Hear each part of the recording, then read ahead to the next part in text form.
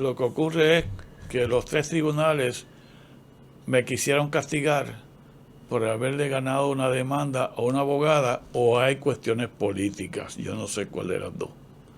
Pero lo que ellos hicieron es una aberración judicial que no tiene, se llama prevaricación en el sistema español legal. Y prevaricación es lo que está en la Biblia. ¿Qué Uno, significa prevaricación? prevaricación en la Biblia es un individuo que no sigue los dictámenes de la religión, no sigue los preceptos religiosos. Okay. Y prevaricación quiere decir lo que te dije ahorita, que es lo mismo que un error judicial craso, que es un caso que no se puede confirmar bajo ninguna circunstancia, porque nadie puede ir a la corte a decir que el calcio bajo da demencia, como me ocurrió a mí. Y el caso mío es una sentencia, no es una opinión. Esto se aplica solamente a mí.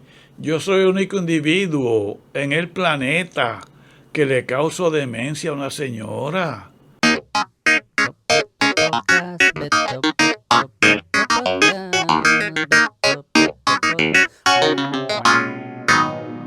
¡Vamos! Buenos días, doctor. Buenos días. Gracias por venir para acá. Beto, sí, gracias. Vamos a tener... Fue short notice todo esto, o que no tuve la oportunidad de leer su extensa biblioteca, pero ya le dije que este será el primero de varios. Está bien, y está tenemos bien. varias conversaciones para tocar la diversidad de libros que usted ha manejado. Sí, llevo 7 ya. Y 7. estoy escribiendo 2 ahora mismo. ¿Se puede saber de qué son? Sí, bueno, la autobiografía mía, que yo no sé si le interesa a mucha gente, pero tiene muchos datos interesantes sobre mi vida. Y como me dijo un hijo mío, el más joven, me dice, no es importante hasta dónde tú llegas, sino cuán atrás comenzaste. Ah, Y yo nací en una barriada en Ponce, barriada Clausel, una familia pobrecita. Y yo creo que he llegado a hacer muchas cosas en este país por la educación que obtuve, que fue una oportunidad que me dieron aquí en el país, porque depende de dónde tú naces, que tú no escoges ni a tus padres ni dónde naces. Y si naces en un país que te puede ofrecer una educación y tú tienes una inteligencia más o menos normal, pues te puedes desarrollar y ser un ciudadano de bien y ayudar a otros ciudadanos del país. Y pues y eso la estoy escribiendo ahora. Y estoy escribiendo otro que se llama Malfeasance under the color of law. Maledicencia bajo el manto de la ley, que se relaciona a lo que me ha pasado y que vamos a hablar. que es como una extensión de este. Cubre gran parte de ese, pero ese tiene unos capítulos asociados al aspecto legal, pero aquel, Malfeasance under the color of law, es realmente el juicio que yo perdí y cómo se llevó a cabo y cómo se endereza eso a través de otro juicio que no he tenido. Okay. Y no lo relato ahí porque no he asistido. Okay. Este que estoy aquí es del estrado al banquillo de los acusados. Sí. Pero antes de entrar a esto, me da curiosidad cómo es el proceso de escribir una autobiografía y qué ha traído. Me imagino que te obliga a sentarte a reflexionar y pensar en cosas que quizá uno no está pensando día a día. ¿Cómo ha sido ese? Sí, es verdad. Lo de autobiografía lo pudo haber escrito algún familiar mío o algún hijo mío que me conocen bien, obviamente, los hijos. La esposa no, porque la primera esposa mía murió de Alzheimer. Y yo escribí un libro que se llama ¿Quién eres tú sobre el Alzheimer? Y hice la película ¿Quién eres tú sobre el Alzheimer? Y en ese juicio que los jueces deciden que yo le causé demencia a una señora, el que más sabía de Alzheimer en el tribunal, en el juicio, era yo. Lo que pasa es que los procesos legales son rígidos. Y yo creo que el sistema legal es arcaico, obsoleto, rígido, no ha cambiado desde que se estableció. Y, por ejemplo, cuando uno de los testigos, hasta la juez, dice unos disparates de medicina, pues el abogado mío no me puede sentar a corregir eso, porque yo era el que más sabía de Alzheimer, ya la esposa mía había fallecido y estaba en el proceso de hacer la película, pero eso no se puede hacer Todo eso en los coincidió. tribunales. Sí, sí, La muerte de su esposa, la película y el sí, juicio sí, todo, relacionado a un todo. Y problema. entonces los jueces dicen que yo causo demencia, que es una cosa, que es un error judicial craso. Y un error judicial craso es uno que no se puede confirmar bajo ninguna otra circunstancia. Ningún otro juicio ocurrirá que acusen a otro doctor de causar demencia, porque eso no ocurre. Científicamente eso es imposible, que un doctor en una operación del cuello le cause demencia a una señora. Y eso pues entonces, pero la autobiografía mía, pues yo empiezo desde donde nací.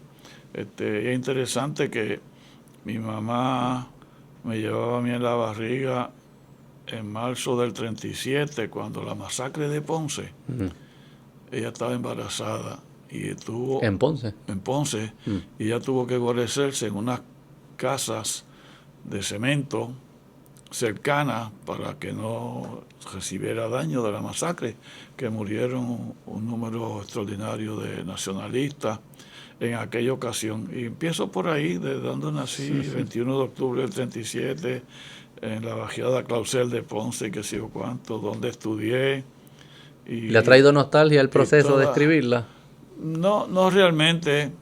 Este, lo que más me ha impresionado es la enfermedad de mi primera esposa, con la que tuve 6 hijos. Después me casé con la actual.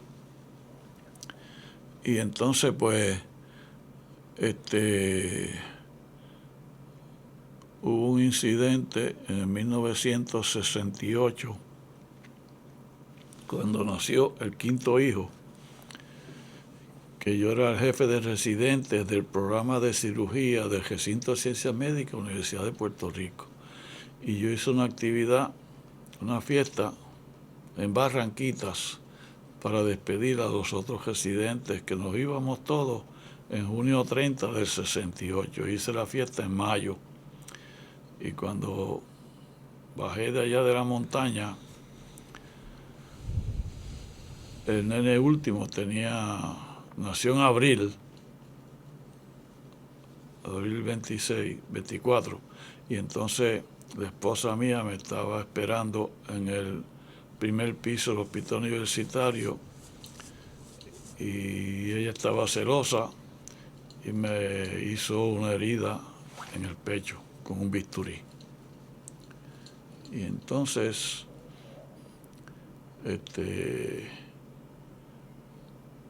y fue fuerte porque yo tenía una bata de doctor y la camisa, y me hizo una incisión aquí, penetró las dos cosas. Y entonces, pues después que esta hija mía estaba con ella y tenía 6 años. Wow. Y la nena vio. Y entonces, pues, y eso me lo ha contado recientemente ella, cuando llegó a casa de vuelta con ella, y yo me puse la mano aquí, le dije, mira lo que me has hecho. Y me fui para sala de emergencia del centro médico, y yo sabía que había un cirujano que me podía resolver el problema. Entonces ella volvió a la casa con la nena y puso en un tocadisco la canción de Paul Muriat, Life is Blue. La vida es gris en español, que la canta Rafael. Entonces yo no sé, viviendo esa música, y las puse las dos letras en lo que estoy escribiendo, en español y en inglés. Y yo lo que me pongo a pensar ahora es cuánto ella sabía de esas letras en inglés y español, porque yo pienso, no que me lastimara a mí, porque eso se me olvidó en varios meses. Y en julio nos fuimos para el ejército todos juntos, los 5 nenes, ella y yo. Entonces dijeron que tenía postpartum psicosis, pero yo no sé si eran los comienzos de Alzheimer. Porque se dice ahora que la enfermedad, cuando uno se da cuenta, lleva 5, 10, 15, 20, hasta 30 años de haber comenzado y seguir caminando en el cerebro del paciente. Y eso ocurrió 27 años de detectarse la enfermedad. Pero entonces yo no sé qué sufrimiento tenía ella al poner esa canción, porque esa canción es horrible, porque cuando estuvimos juntos y ahora ya no estás, y yo no sé si estaba tan arrepentida de haber hecho lo que hizo en ese momento. Y eso es lo más horrible que he escrito. Tengo otros capítulos bien bonitos de obediencia a los extremos de la vida. Y es, por ejemplo, que cuando yo era pequeñito, yo estaba en Guayanilla, en un campo, y mi papá estaba esterilizando un dron, que el dron no son esos avioncitos ahora, el dron era un barril de metal con 2 orificios, uno bien grande y uno chiquito.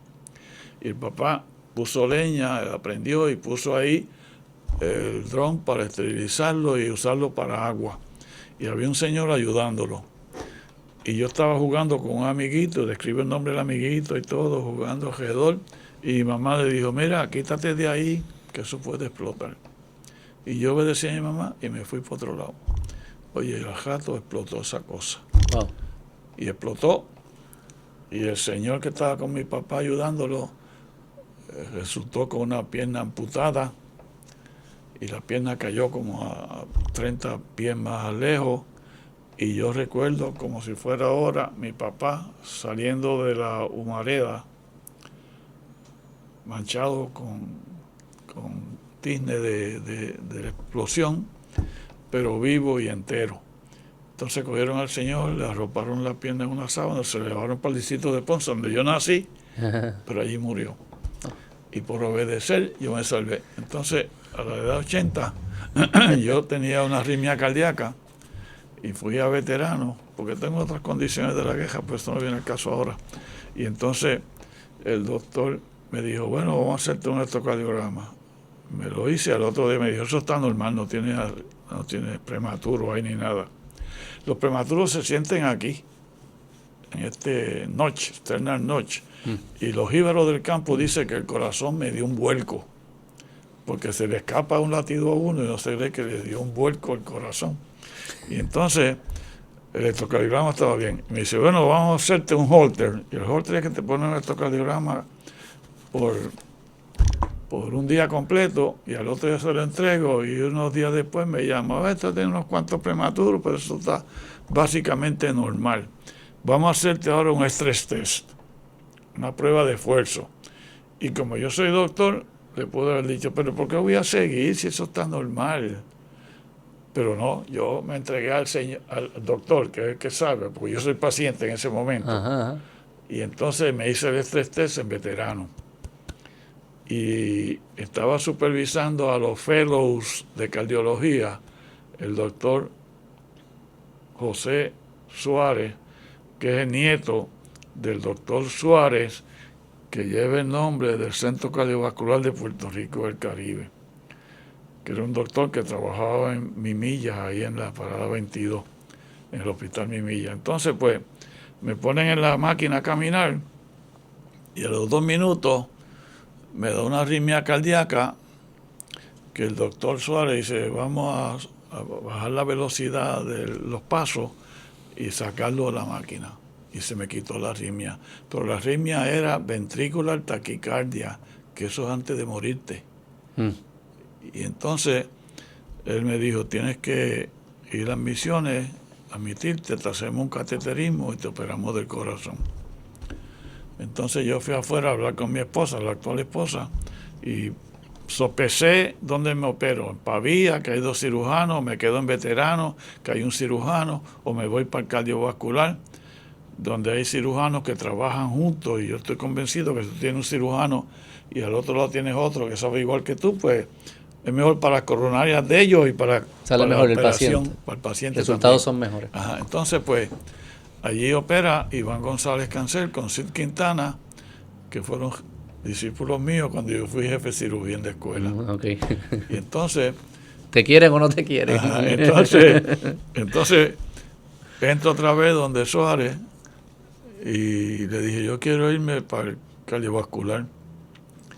Y entonces, pues, él me dijo, pues yo lo llevo.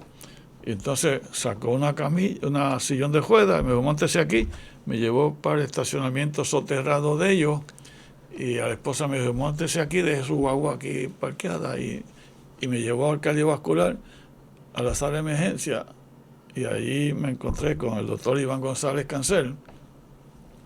Me hicieron cateterismo cardíaco, y eso fue el jueves 1 de marzo del 2018.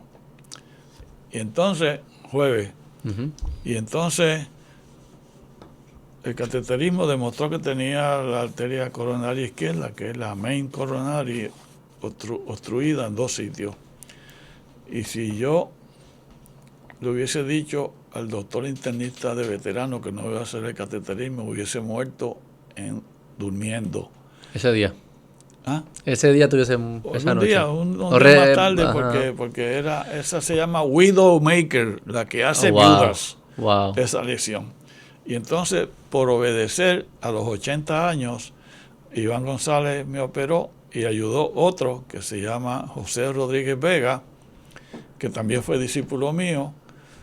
Ellos dos operaron y aquí está. Y quedé muy bien. Y ya llevo 4 años y medio operado del corazón. Me hice las pruebas otro día y salió todo bien, pero por obedecer a los extremos de la vida, 2 veces, van dos de obediencia. Si no, me hubiese muerto en un sueño. Y así es la vida. Y usted que ha vivido tanto, cuando mira para atrás, ¿qué cosas usted me diría a mí, Beto, que son importantes en la vida? Uno se confunde cosas se pelea por cosas que probablemente uno ni se va a acordar cuando sea mayor. Bueno, eso, ya yo tengo 85 años. Y entonces, pues, lo cumplí en octubre pasado. Felicidades. La semana que viene, este sábado, le voy a celebrar el cumpleaños 80 a mi actual esposa.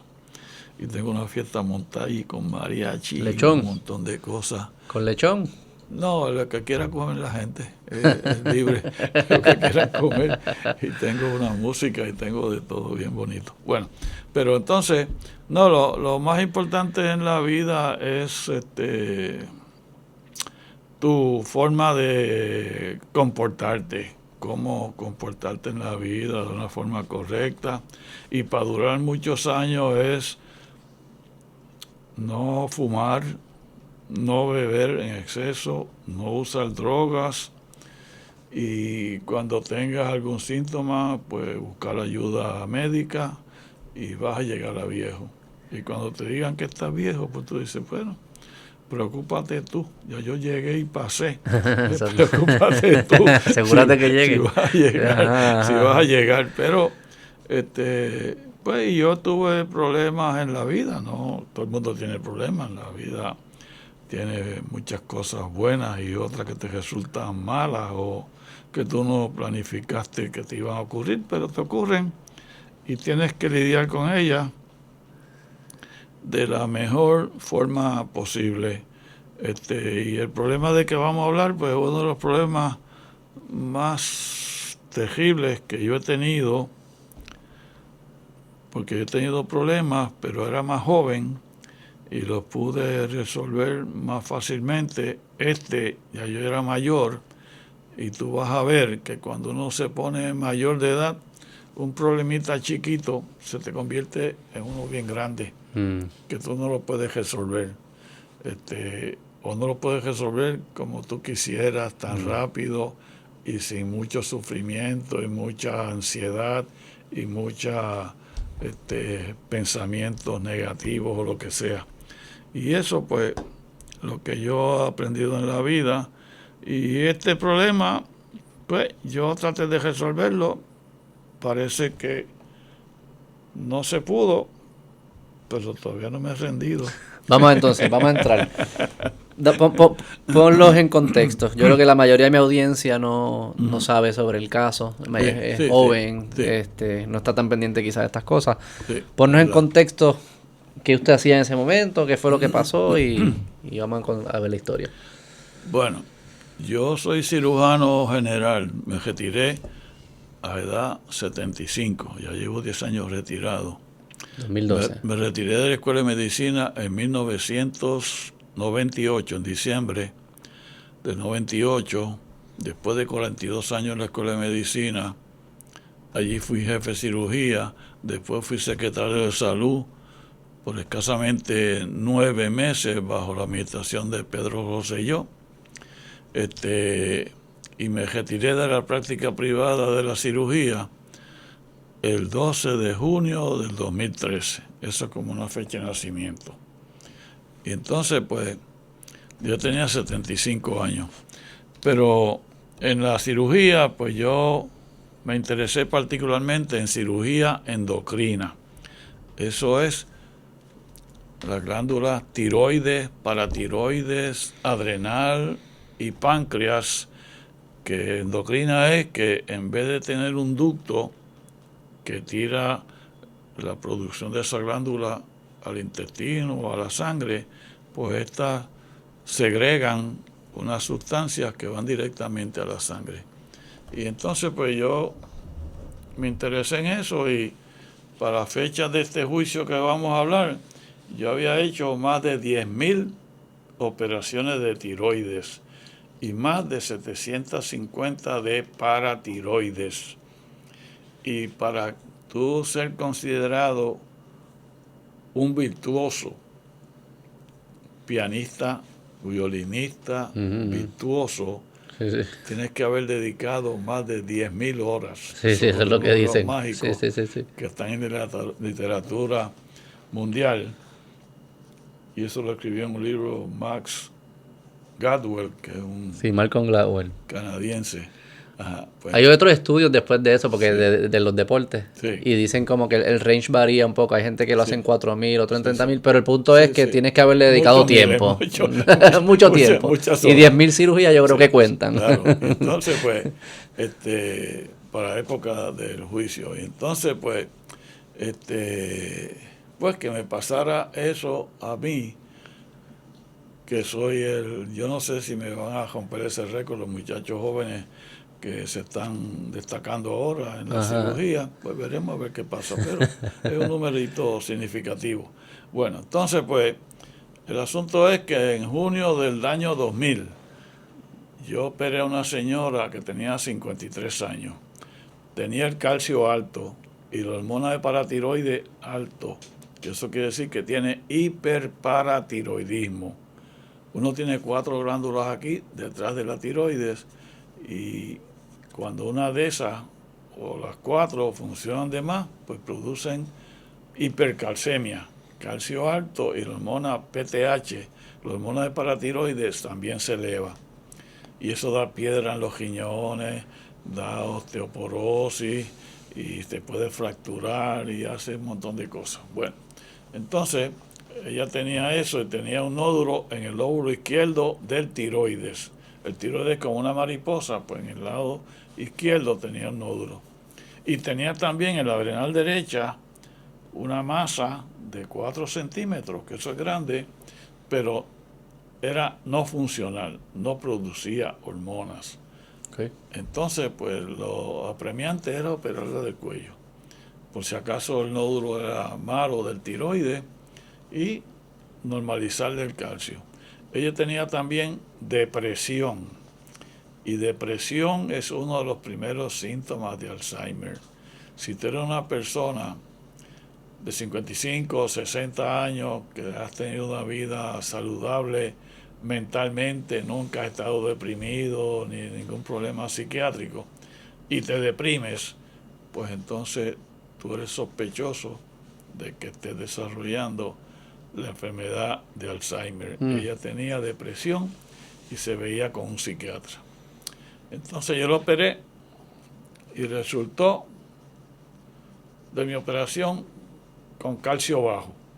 Y el calcio bajo es una complicación inherente a este procedimiento que ocurre en 3 a 5% de los casos, no importa la experiencia del cirujano. Había operado yo 10.000, pues podía darle hipocalcemia y le dio. ¿Le había pasado antes lo del calcio bajo en las 10.000? Sí, también. O sea, porque sí, como sí. usted dice, pasa. Sí, A veces pasa. Ocurre. Exacto. Además, tengo un caso que lo publiqué ahora recientemente, yo retirado. Un muchacho que tenía 36 años cuando lo operé, de tiroides, saqué toda la tiroides y resultó con el calcio bajo. Okay. Eso que no es nada inesperado, fuera de lo común, sucede. Es inherente. Y entonces ese muchacho pues tomaba calcio y vitamina D. Y entonces 21 años después la función de las paratiroides regresaron, porque yo no le saqué las paratiroides.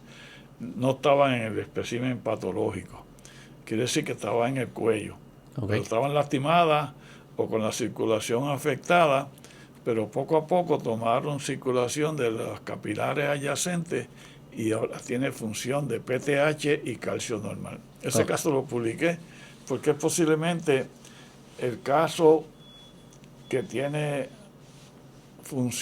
regreso de función de paratiroides muchos años después. Pues cuando regresan ocurren en 6 meses o 1 año. Okay. Y me lo publicaron en una revista reciente y el muchacho tiene ahora 36 y 21, 57 años. Y él trabaja en la energía eléctrica. Okay. Y es un supervisor. Okay. Y entonces pues él se ha hecho bien amigo mío y me ha seguido en el tracto de este caso y va a las conferencias que yo doy y donde presento el libro y es un fanático mío extraordinario. Mira para allá. Y entonces ahora está normal y lo publiqué ese artículo. Bueno, me alegro. Pero entonces la señora resultó con el calcio bajo y el esposo y ella me demandaron por el calcio bajo en el 2001. ¿Un año después o varios meses después? No, un año después. Y a un día que se venciera, prescribiera el caso. Entonces, pues... porque hay un periodo, hay una ventana. Un año tiene una ventana de un año. Un año. Entonces, pues, la abogada me tomó una deposición a mí incompleta. A los peritos que yo contraté no le tomó deposición. Y eso en mi librito es una falta legal que le salió bien por lo que pasó, pero eso yo creo que cualificaría como una pobre práctica legal. Y entonces ella después le cedió el caso a otro abogado, que fue el que llevó el caso. Ella estaban los dos en la corte, pero él llevó la voz cantante, el otro. Bueno, pero entonces, en el 2004, mi abogado, que me asignó Triple S Seguros, le tomó una deposición a ella, y la señora estaba olvidadiza. Ella en varias ocasiones, como en 4 o 5, dice, pero licenciado, es que no me acuerdo. Licenciado, es que a mí se me están olvidando las cosas, qué sé yo cuánto. Y eso es posible que eran los comienzos de Alzheimer, que se diera cuenta uno. Porque posiblemente ya cuando tenía depresión, sí. yo creo que yo lo operé cuando tenía ya Alzheimer. Sí, pero eso es una enfermedad que todavía no podemos identificar los comienzos, ¿verdad? Sí, eso mismo. Eso ocurre. Y si tú eres, y yo que soy doctor, también tuve dificultad en identificar los primeros síntomas en mi esposa. Claro. Ahora yo sé muchísimo de eso. Claro. Y yo creo que los que más saben de esto son los neurólogos y después los psiquiatras, pero de otros médicos, otros especialistas, yo creo que yo soy el que más sabe de esta enfermedad ahora mismo y que escribió un libro, porque ningún neurólogo ha escrito un libro ni ha hecho una película de Alzheimer como yo he hecho, que soy cirujano general. Entonces, a ver, a ver si voy entendiendo. Se opera en el 2000, en el 2001, lo demandan por calcio bajo. ¿Uno puede demandar por lo que sea o hay como unos están como que... No, si el paciente o el abogado cree que hubo mala práctica de la medicina, te puede demandar por cualquier cosa. Exacto. Okay, entonces te demandan por calcio bajo, que ya usted mencionó que es algo que sucede, no es nada fuera de lo común. De hecho, hay otros casos que ha sucedido y no pasa nada. Okay. Y entonces en el 2004 que se están haciendo su abogado de Triple S, porque su seguro de malpractice asumo que era con Triple S, entonces Sí. está hablando con la demandante y empieza a haber señales de que no está ahí coherentemente. Está olvidadiza, sí. Y en el 2005, el señor esposo, que es un policía retirado, dijo que él la llevó a un CDT de Levittown y allí le dijeron que tenía la enfermedad de Alzheimer y la empezaron en Aricept y Namenda, que son medicamentos que se usan exclusivamente para Alzheimer. No para dolor de cabeza, ni dismenorrea en las mujeres, ni nada. Eso es para Alzheimer, porque esos cuestan como $32 las dos al día y ningún plan te lo va a pagar, y la reforma de Puerto Rico menos, que siempre estaba con falta de dinero, te van a pagar eso a menos que esté diagnosticado por un neurólogo. Y entonces en el CDT dijeron que tenía Alzheimer y le empezaron a Aricept y Namenda. Entonces, pues el caso, me demanda el 2001 por el calcio bajo, no por demencia. Se ve 10 años después, en el 2011, es que se ve el caso. ¿Y qué pasaba en el interim? Pues pasaron 5 o 6 jueces y no se decidió nada. Y se queda vivo el caso. Y se quedó el caso, sí, abierto, porque mi abogado tampoco puso un recurso que si hay 6 meses en un caso, una demanda, que no se tira ningún papel para ningún lado de ninguna de las partes, pues él puede pedir que se desestime el caso. Correcto. Pero él no lo hizo. Y entonces el caso siguió y se vio en el 2011 en primera instancia, 10 años después de la demanda. Eso lo que dice es que el sistema judicial de nosotros es deficiente. Porque ¿por qué tú vas a esperar 10 años por un caso? ¿Por qué? Sí, no entiendo por qué no, ¿cuál es la explicación de eso? Pues ninguna. Backlog, que no llegaban a él porque había fila. No, ninguna fila. Es que se supone que los casos se vean dentro de 2 años. Eso es una deficiencia del administrador del Tribunal de Primera Instancia de San Juan en esa época, en esos años. Yo lo puedo buscar y creo que lo busco una vez, pero no importa ahora. Eso ya pasó y eso no hay marcha atrás. Se echó 10 años. Era 1, era 2. El juez presidente del Supremo era Federico Hernández Denton. Si a él le importa o no le importa que los casos se vean ligeros, porque dicen que justicia tardía no es justicia, eso es un eslogan que tienen los abogados y los jueces, pero eso pasó. En el 11 se vio y terminó en el 15, papá. Eso que no se desestima automáticamente. No, si nadie lo hace, se queda vivo. Se queda. Entonces, pues... ¿Y en ese interim seguían como deposiciones y conversaciones o usted dijo, pues esto se quedó ahí, no va a pasar nada? No pasó más nada porque la abogada de los demandantes del matrimonio no completó la deposición mía. Ella o estaba enferma o aspiraba a hacer otra cosa después en su vida, pero a los peritos míos tampoco, un cirujano y un endocrinólogo tampoco le tomó deposición, y eso es un riesgo, tuviera la corte sin tomarle deposición a los que van a ser los peritos de la otra parte. Yo no sé cómo lo hizo. Y le quedó bien porque ganó. Fueron ineptos. si esa es su meta. No, pero los jueces fue que... Sí. No actuaron bien. Bueno. Pero en el 2010, en tu mente, ya no había más nada ahí. O todavía estaba en su mente como que, espérate, eso no se ha acabado. No se ha acabado. Todavía tenía yo eso en el 11 y yo me retiré en el 13 y en el 15 fue que se decidió el caso. Y yo estaba retirado y el caso todavía no se había resuelto completo. Se decidió en el 11 y entonces en el 11 ellos trajeron un perito americano que vino a testificar sobre la técnica operatoria y sobre la indicación para cirugía. Él decía que la operación no estaba indicada y que yo usé una técnica obsoleta, que ligué la arteria tiroidea inferior en su origen y que le dañé la circulación a la paratiroides de ese lado. Y eso totalmente equivocado porque no revisó, fue negligente, porque en la patología, la paratiroide izquierda de abajo estaba dentro del lóbulo de tiroides que yo tuve que sacar. Y no había forma humana de poder preservar esa paratiroide porque estaba dentro del tiroides, no había forma de verla. Y él fue negligente, pero en contra mía, y eso pues la jueza lo aceptó, que eso era, que yo hice una barrabasada técnica. Bueno, pero entonces... ¿Y qué sabe la jueza?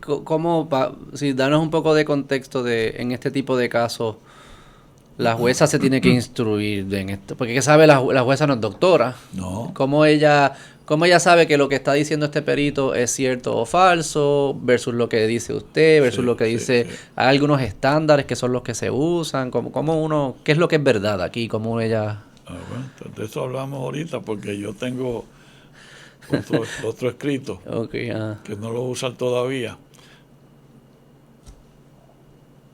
¿Cómo se brega con eso en los tribunales?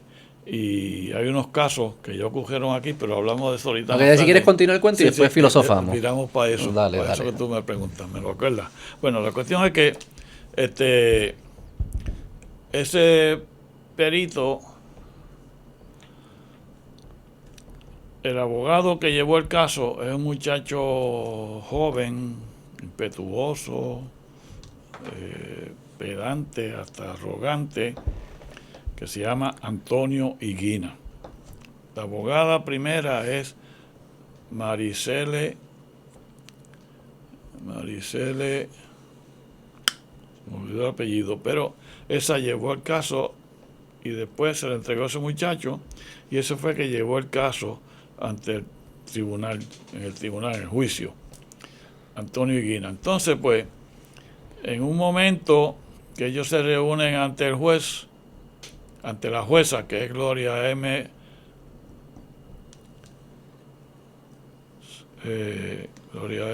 Soto, pues van allá con el juez y él dice: cuando yo cogí este caso, lo que me preocupaba era si la paciente podía testificar correctamente. Le preocupaba eso. Entonces, pues él la puso a testificar. Y la señora le preguntó: ¿qué es lo que le molesta a usted? Una fractura que yo tuve hace como 20 años atrás y que todavía me duele el pie. Y siguió contestando unas cosas incoherentes, y la señora estaba nerviosa y la sacaron fuera a la sala a que se calmara. La trajeron otra vez y siguió contestando cosas que no eran correctas. ¿Cuándo usted dejó de trabajar? Pues, seguida que me operé. Y el esposo le ha dicho que 20 años antes había dejado de trabajar, no cuando se operó. Y cosas así que eran... Había incongruencia. Entonces, termina la deposición de ella, el testimonio de ella, y nos vamos a almorzar. Y allí el abogado salió llorando. El de ellos. Ella, Higuina. Higuina. Y eso, pues yo no sé por qué lloró. Porque yo creo que los jueces han visto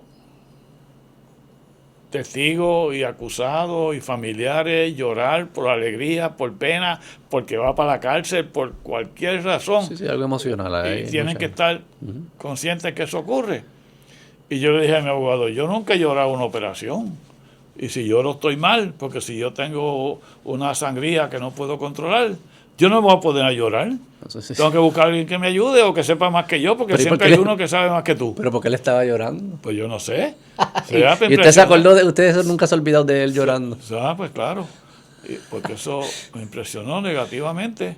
Si era para impresionar a la juez, pues le impresionó. Bueno, pero entonces el testigo mío era el mejor, era un cirujano que ya falleció también.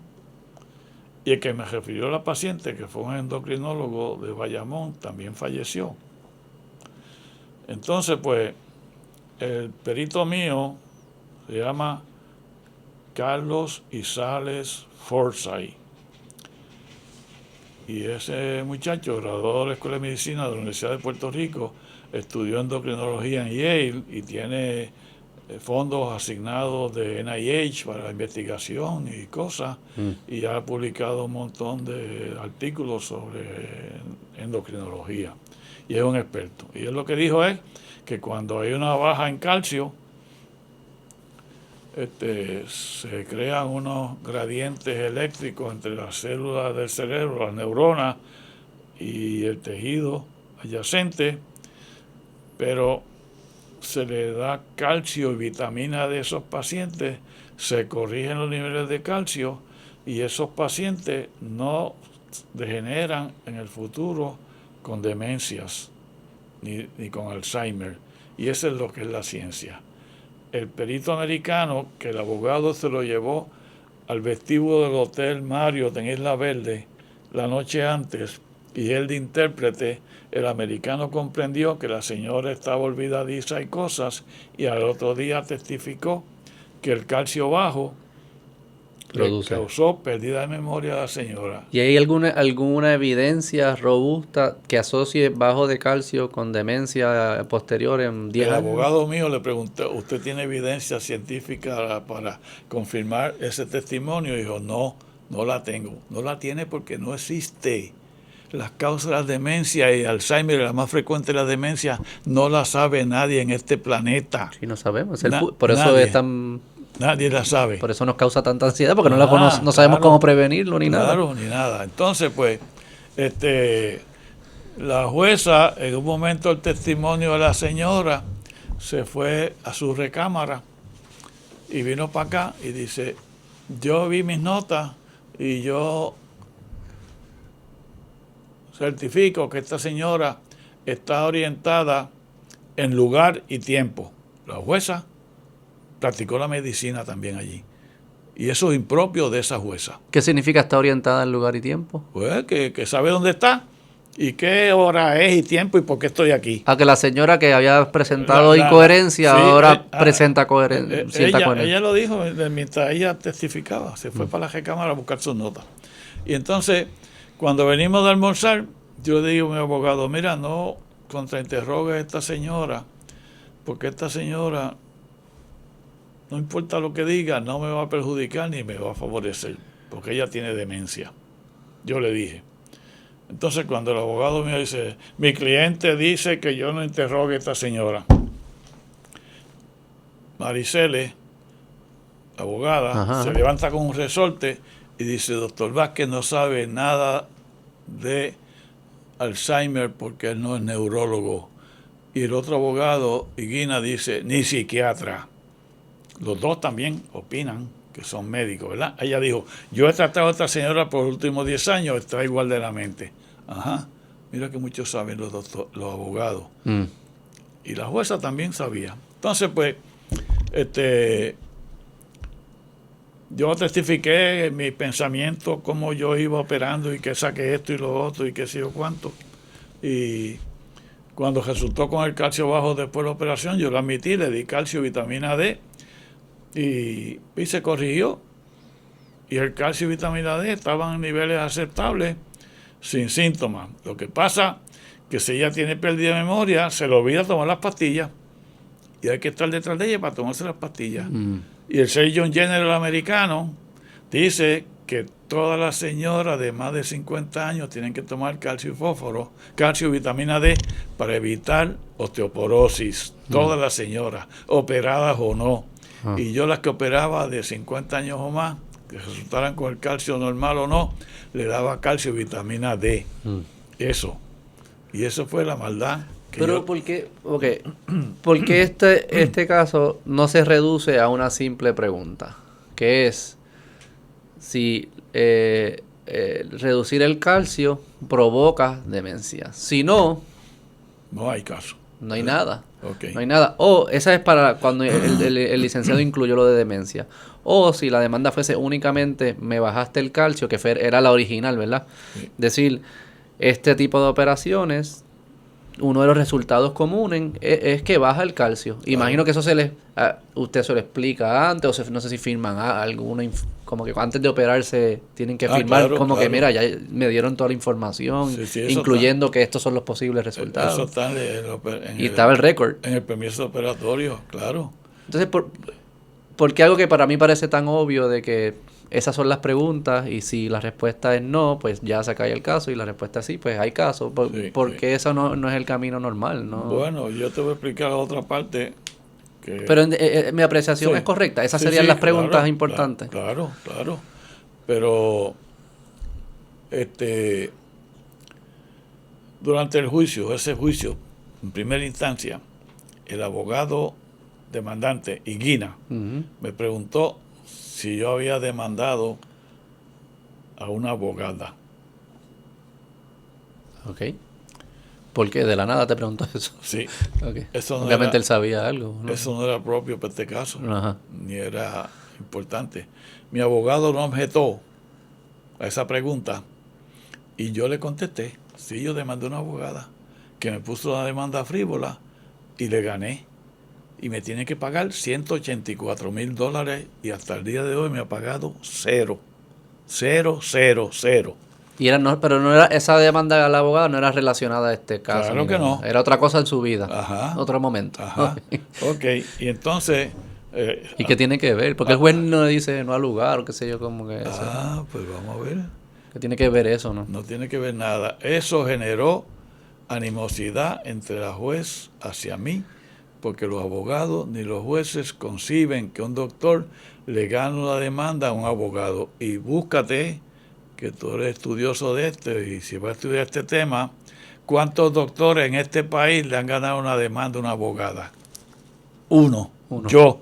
Y lo estoy pagando con creces, económicamente y emocionalmente. Las dos, porque le ganó una abogada que no ha pagado nada. La restituyeron 6 semanas antes de la decisión final y firme de este caso, que fue en diciembre 18 del 2015.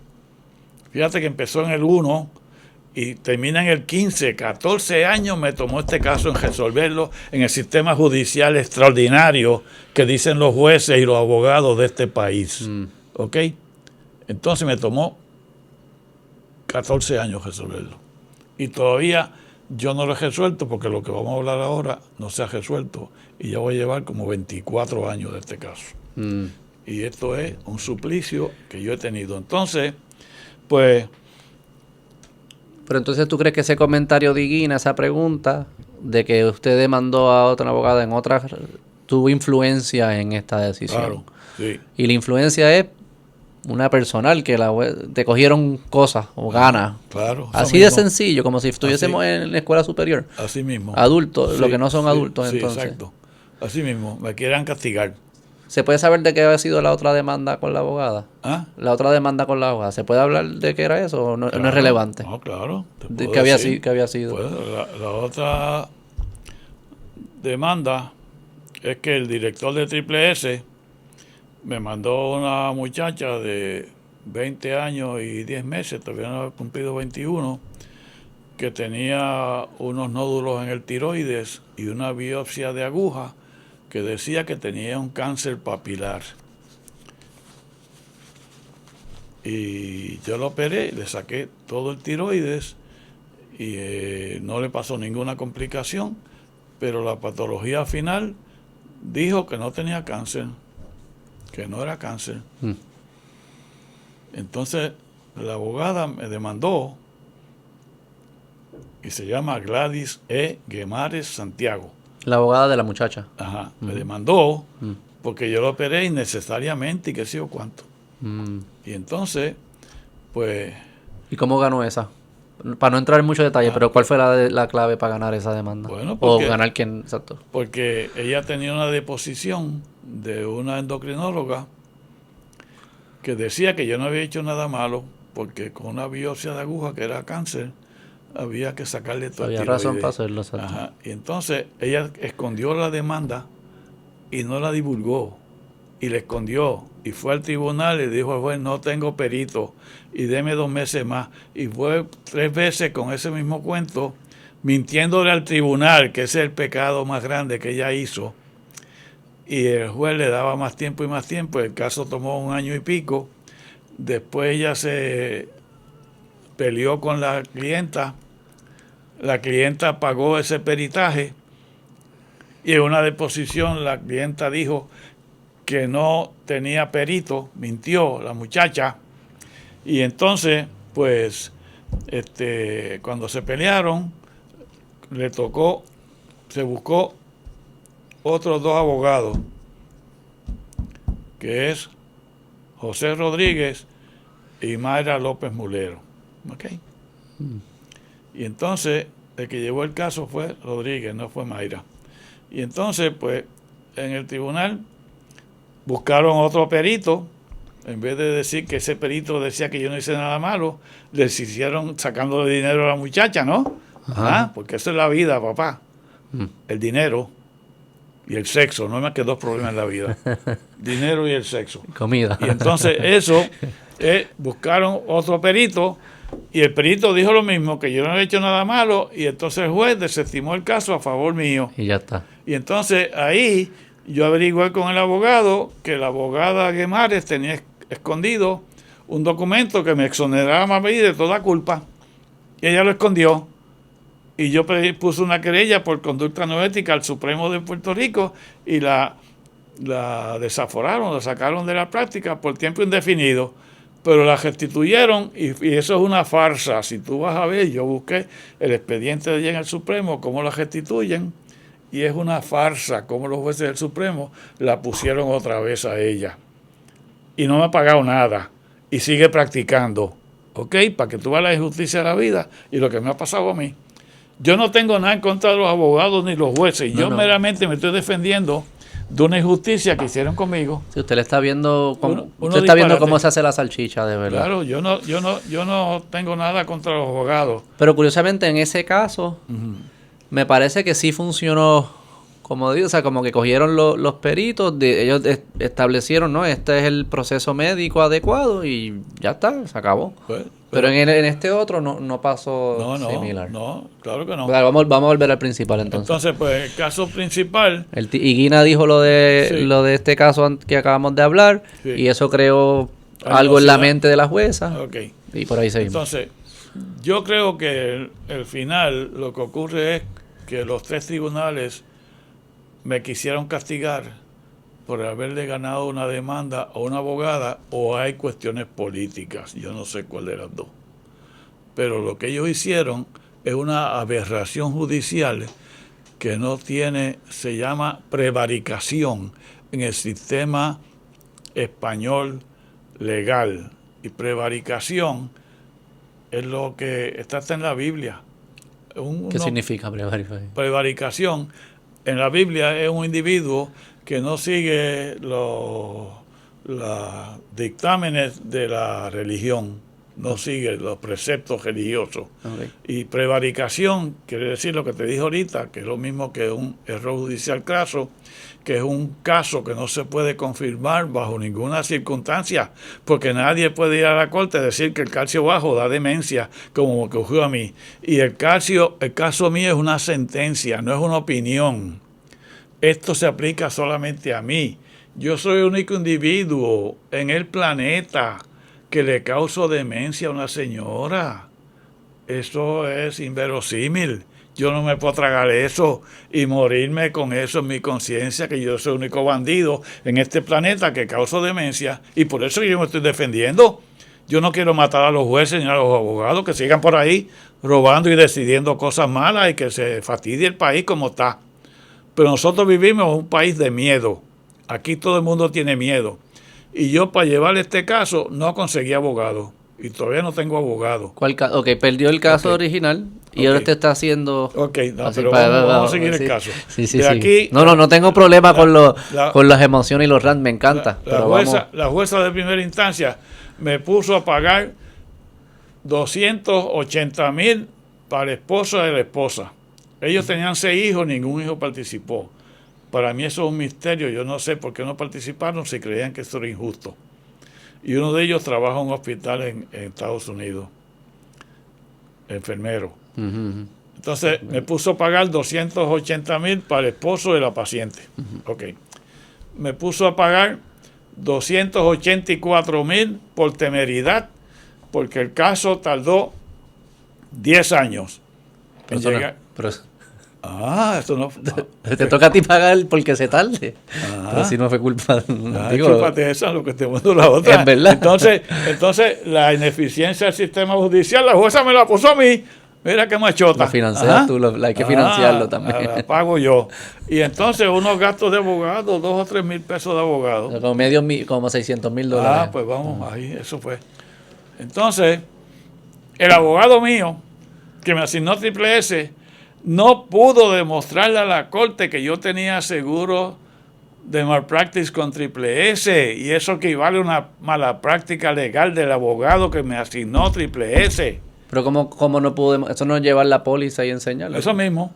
Pero no lo hizo.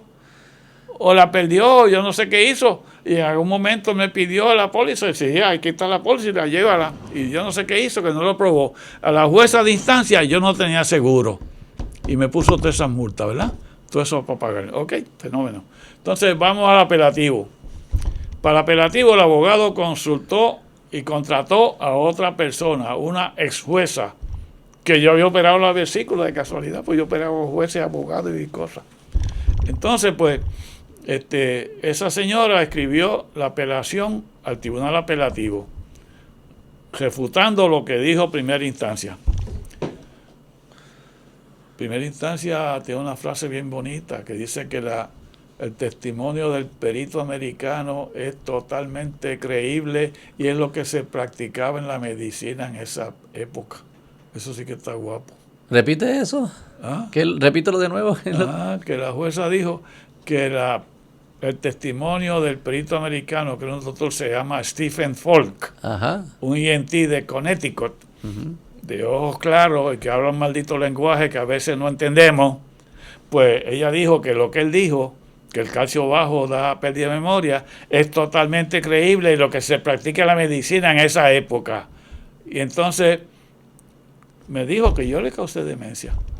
Entonces, cuando había dicho que ella está orientada en espacio y tiempo y todas las cosas y estaba tan buena, pero yo le causé demencia. Ella tiene una contradicción mental que ya no sabe lo que dice y no sabe de medicina.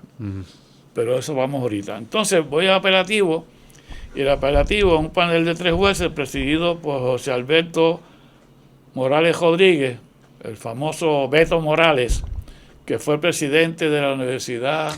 No soy yo. No yo. No Beto yo. No este Beto. Ese no es el Beto. No. Pero es José Alberto Morales Rodríguez, presidente del Sagrado Corazón y presidente de la Católica en Ponce. Bien religioso también. Entonces, pues, ese panel de 3 jueces, en un documento plagado de errores, cuando debe decir hipocalcemia, calcio bajo, dice hipercalcemia, calcio alto, y tú lees oración y no entiendes qué demonio quiere decir ese tipo ahí. En 4 ocasiones dicen eso. La paciente se llama Isabel Montañez Ortiz y en una ocasión pusieron Isabel Montañez Quintana. Y yo digo que hicieron un híbrido o una quimera del cirujano y de la paciente. Y si no sabe lo que es una quimera o una quimera, pues búscalo para que vea lo que es una quimera. Y entonces pues estuvieron de acuerdo con primera instancia y me puso una multa de 6,000 pesos más porque la apelación mía es que es frívola. Mira qué guapo, es frívola. Y a todo esto, como que dice, entonces sigo causando. El colegio de cirujanos no habla, o no hay como que instituciones más legítimas que aceptamos como que ellas cargan la fuente de la verdad en la medicina y y yo sé que eso crea sus problemas también, pero digamos que existe algo más allá de un individuo que diga, mira, no, esto es cierto, esto es falso. Eso es lo que todavía para mí me es confuso, que no, para mí esto fue un caso bien sencillo. Qué bueno que estás pensando. ese es mi trabajo. Bueno, pues entonces, espérate.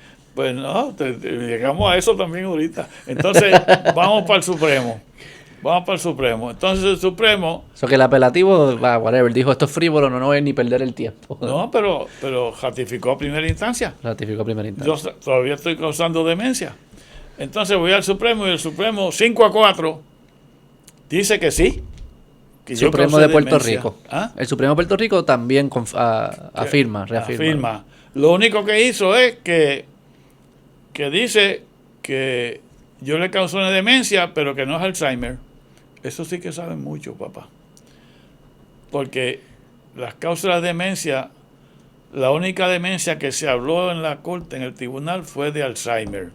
Las otras causas son vasculares, que son, se tapan los vasitos del cerebro y se llaman microinfartos o lacunar infarcts y te da demencia. El término demencia senil no se acepta al presente. Eso lo usaban antes los griegos y qué sé yo, Aristóteles, Sócrates y esa gente que no sabían de nada.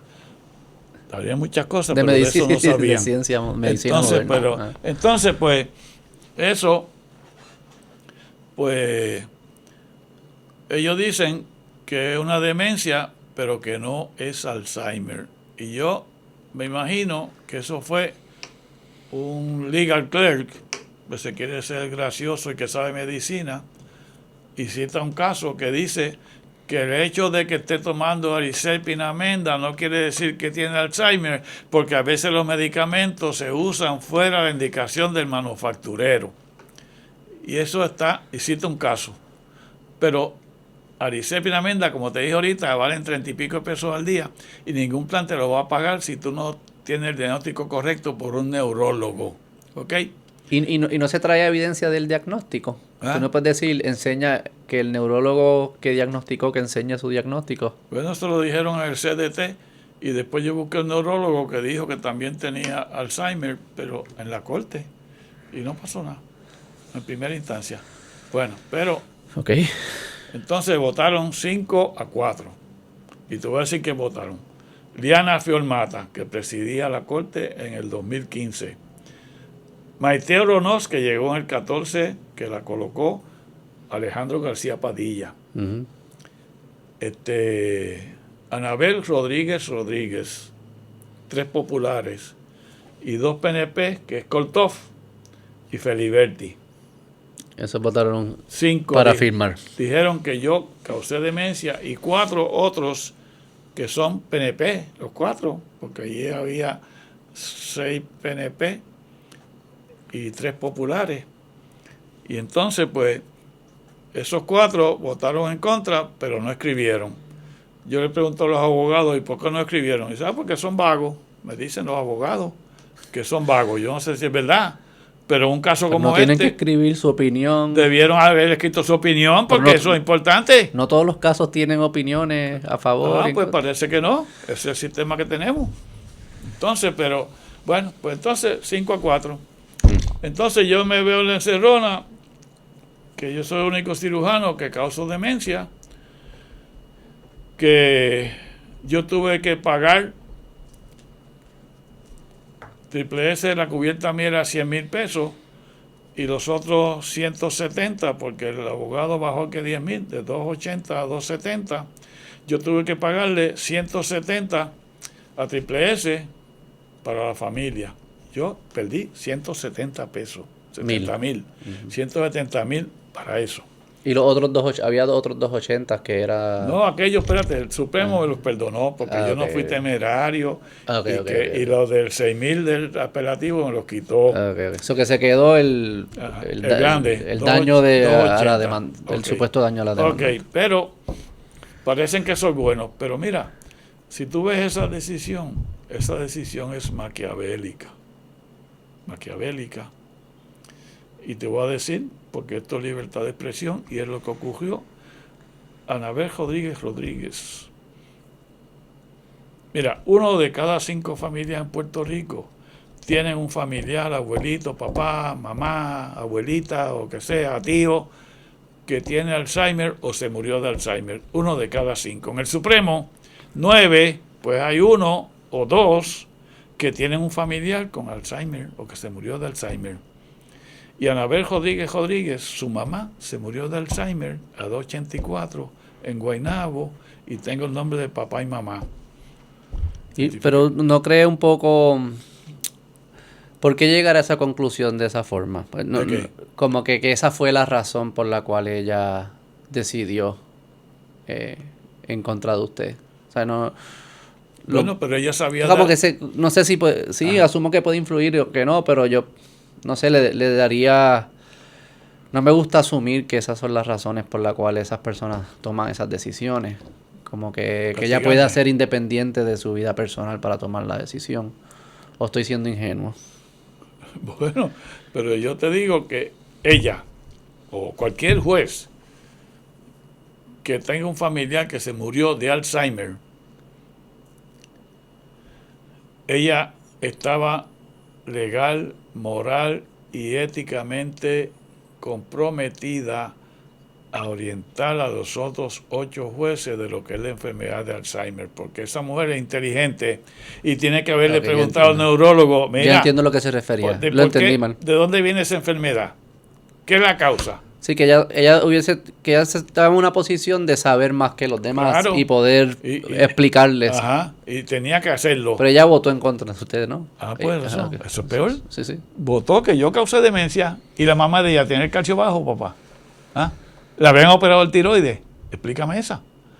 En un juicio, ella tenía que contestarme en una deposición si su mamá tenía el calcio bajo o si le habían operado el cuello para explicar su demencia. Pero ellos estaban reclamando que la única forma de tener Alzheimer era con el calcio bajo, o que era una de las formas que... Yo no sé cómo lo dijeron, pero dijeron que yo le causé demencia y que no es Alzheimer. Demencia, claro, demencia. Entonces, y para estos casos, un abogado te estaba defendiendo, porque también sé que después usted se convierte en abogado. Se empieza a defender usted mismo. El abogado que me defiende es de Triple S, y pues no me defendió bien.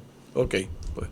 Entonces, yo creo que los jueces lo que hicieron fue castigarme desde primera instancia, apelativo, y el Supremo, porque yo le causé le gané una demanda frívola a una abogada. Eso es todo. Y ella no me ha pagado ni un chavo y está practicando. Y la repusieron a la práctica.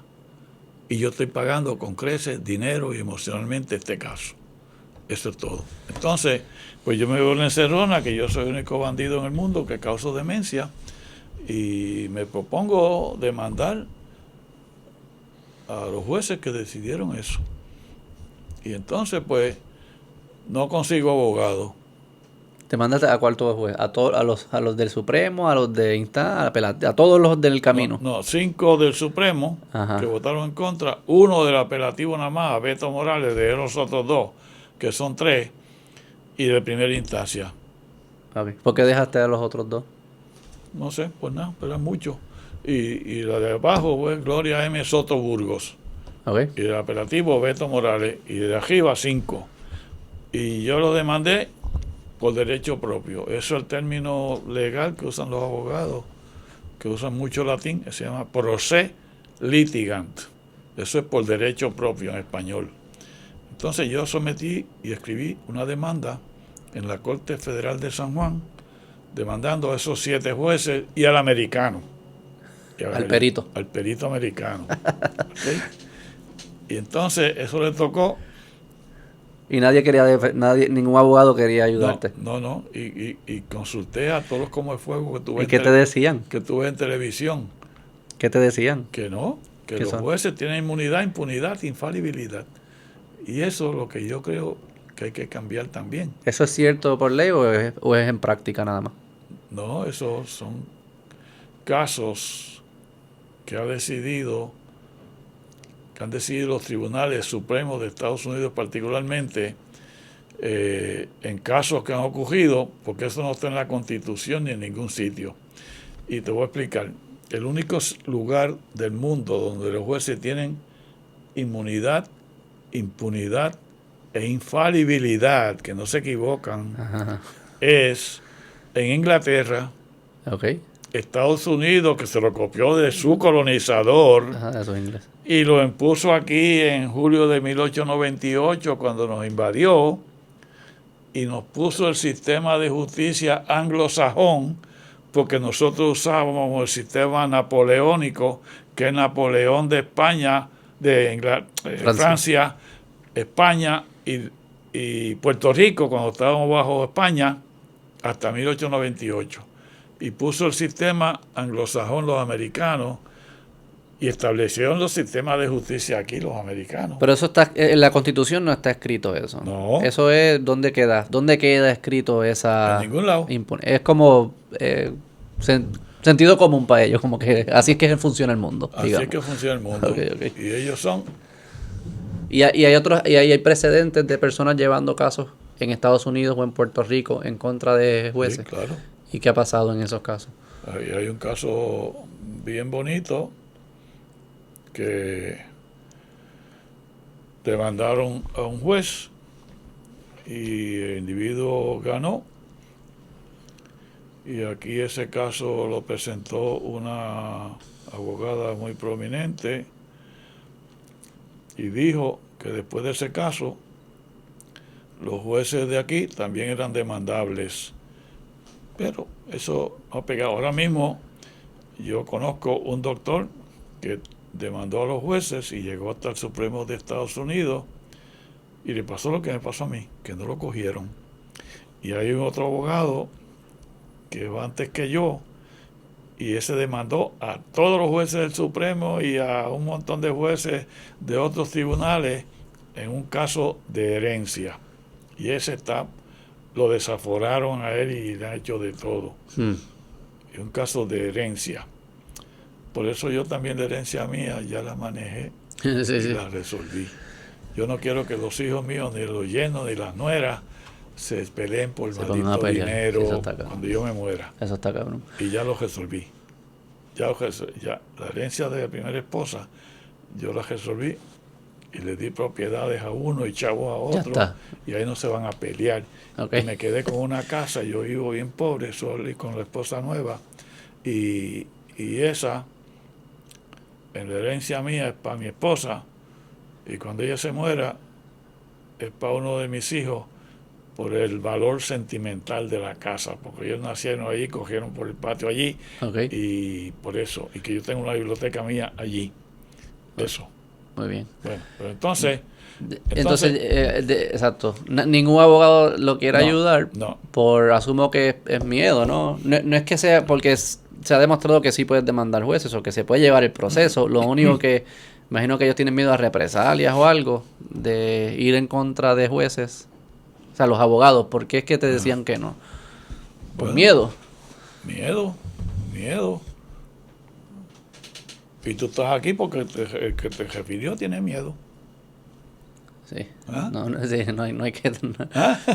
Sí. Sí, porque yo no te conocí a ti. Yo hablaba con el otro lado que me iba a entrevistar y no quiere. Y eso es libre expresión también. La enmienda 1 de la Constitución y libertad de prensa. Pero si yo puedo decir aquí lo que yo quiera, porque lo que te estoy diciendo es la real verdad y no me pueden demandar ningún juez. Me puede demandar a mí por yo decir que Anabel Rodríguez es la más malsana de los jueces del Supremo que votó en mi contra. Esa. Ajá. Y ahora es profesora y es una vaina. Ajá. Ahora ponen a educar a los muchachos jóvenes. Y a mí me dijo un abogado muy prominente que yo lo fui a consultar, que eso estaba en la Constitución de Puerto Rico. Y yo le dije a mi esposa, mira, vamos de aquí porque se tendría que estar hablando con un imbécil, porque eso no está en ninguna Constitución, ni de Estados Unidos, ni de los Estados, ni la de Puerto Rico, menos que los jueces tienen inmunidad, impunidad, infalibilidad. Eso no existe en ningún lado. Y lo que hay son unos casos horribles, y el que usan los jueces americanos para decir que tienen inmunidad es un caso que si tú le preguntas a un abogado de aquí, no sabe un demonio de eso. Se llama Stump versus Sparkman. Y ese es un caso que ocurrió en el estado de Indiana. Y te voy a contar rápido para que aprendas de leyes. Porque yo tengo que leer de leyes como un loco. Me imagino. Y libros y cosas que están algunos reseñados ahí en ese libro. Y Stump versus Sparkman era una nena que tenía 15 años. Y la mamá decía que esa nena era retardada y que estaba saliendo con los amiguitos de noche y a veces se quedaba en otras casas. Ella temía que quedara embarazada. Y fue donde un abogado. Y el abogado le dijo, si me trae una orden del tribunal, la mandamos a esterilizar. Mira esto. Entonces, ella fue... ¿Qué año? Eso fue el 82, por ahí creo que. Ah, wow. Entonces la señora va donde el tribunal y el juez se llama Stomp y hasta el nombre es maldito porque Stomp es un muñón de un amputado y Stomp también quiere decir patear, humillar, Sí, maltratar, pisotear. pisotear a otra persona. Hasta el nombre del juez es malo para este caso. Entonces el juez, ella le explicó y el juez le dio una carta sin escuchar a un psicólogo, a un abogado defensor de la nena, ni a nadie que la defienda a ella, y le dijo que la esterilizaran. Entonces, con esa carta, la mamá va donde el abogado, y el abogado la refiere a un hospital de Indiana, y la admiten con el subterfugio que le van a sacar el apéndice. Y lo operan, y lo que hacen es que le ligan los 2 tubos de falopio y quedó esterilizada la nena. En el 17 la nena se casa con un muchacho de apellido Sparkman, por eso es que ella es Sparkman, la demanda. Entonces ellos no pueden tener nene y entonces pues ella le pregunta a la mamá qué fue lo que pasó y la mamá le confesó que lo habían esterilizado. Entonces la nena se raspó para atrás, demandó a la mamá, al cirujano, al abogado Y al juez. y al juez Stomp. Y entonces en esa corte de Indiana la niña ganó y fueron a creo que ya había apelativo ya, porque el apelativo de aquí es del 80 y pico, y entonces pues ella en el apelativo ganó también. Y entonces el juez Stomp fue al Supremo. Y el Supremo, en una sentencia de 5-3, dijo que lo que hizo el juez estaba correcto. Y que él estaba en su jurisdicción, porque la otra opinión, que él no abrió la corte, no tenía secretaria, no tenía nada, y la corte estaba cerrada, y él le dio ese papel así por sus pantalones. Entonces, la nena perdió. Y el juez ganó. Wow. Y entonces en ese estado los jueces los cogían por voto de la población, no es como aquí. Y volvieron a coger Stomp. Ah, sí. Mira qué sociedad más doblegada. De Indiana en ese momento. Y él trabajó otros años más y después se murió. Bueno, pero entonces yo leí ese caso y entonces hay una muchacha abogada que se llama Deborah Freddy. Y esa muchacha era una estudiante de leyes, la mujer, y vio ese caso y se escandalizó. Y entonces ella escribió una obra de teatro de una sola escena. Y entonces yo leí esa obra, me comuniqué con esa abogada que ya está retirada y me dijo no me puede ayudar. Entonces la obra yo la tengo en casa, la leí y te voy a explicar ahora. Y la muchacha Sparkman hizo un librito que se llama The Blanket She Carried, la frazada que ella cargaba, haciendo alusión que nunca pudo tener un nene.